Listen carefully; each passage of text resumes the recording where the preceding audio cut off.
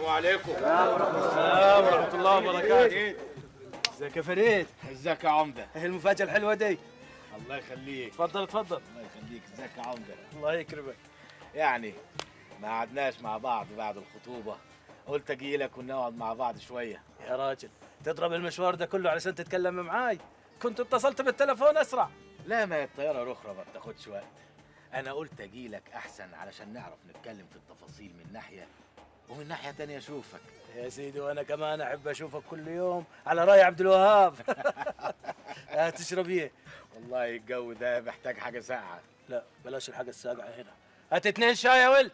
حاضر يا عمر.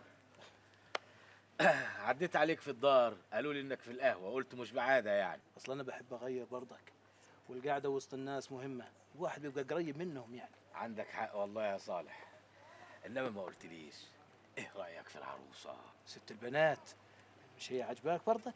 طب وايه رايك في ابوها؟ ده نسيبك انت، انا ما اعرفوش، اكيد انت تعرف اكتر مني، انما قول لي يعني انت تعرفه منين؟ طب واذا قلت لك ان انا اول مره اشوفه في حياتي كانت ليله ما قرينا الفاتحه، تقول ايه؟ اقول حاجه غريبه. ايه اللي غريب فيها؟ العاده الواحد منينا بيسال علينا سايبه الاول قبل ما يحط يده في يده. في دي يمكن عندك حق. لا اكيد عندي حق. افرض انهم طلعوا ناس مش كويسين، ليه ما نرفعش عنهم وعنينا الحرج؟ اتفضل يا استاذ. شكرا. اتفضل يا عمده.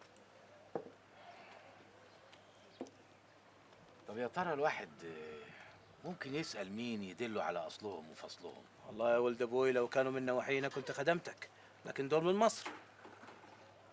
ليه ما تخليش صاحبك اللي اسمه صبري ده يسال حد من قرايبه ممكن يدلك؟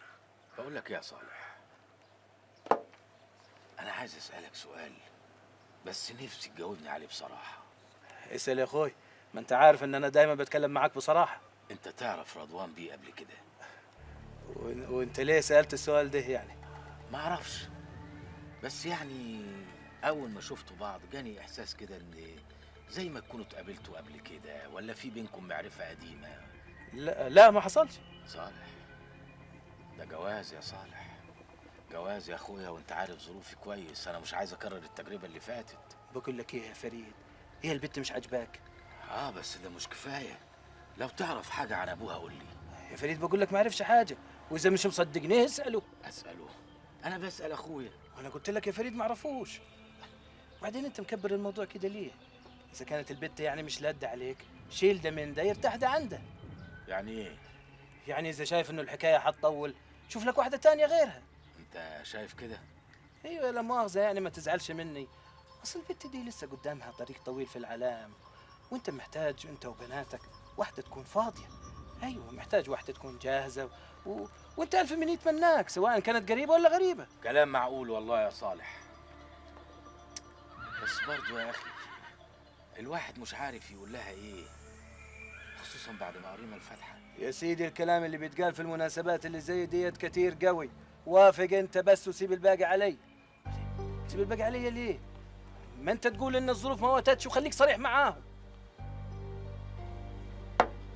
يا ترى انت يا صالح صريح معايا؟ جرايه يا فريد، الكلام اللي بتقوله ده حيزعلني منك. لا لا يا اخويا ما تزعلش نفسك، انا قلت كل اللي عندي.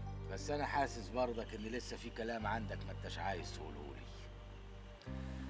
عموما يا صالح يا اخويا، انا هتجوز اللي انا اخترتها لان انا بحبها، وما يهمنيش مين ابوها، لانها هتبقى مرات انا، ومن ساعه ما هتخش بيتي هتبقى مرات فريد مش بنت رضوان.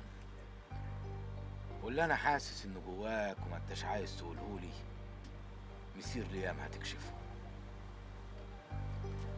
عن اذنك يا اخويا علشان الحق اوصل. السلام عليكم. وعليكم السلام ورحمه الله وبركاته. السلام عليكم. ورحمه الله وبركاته.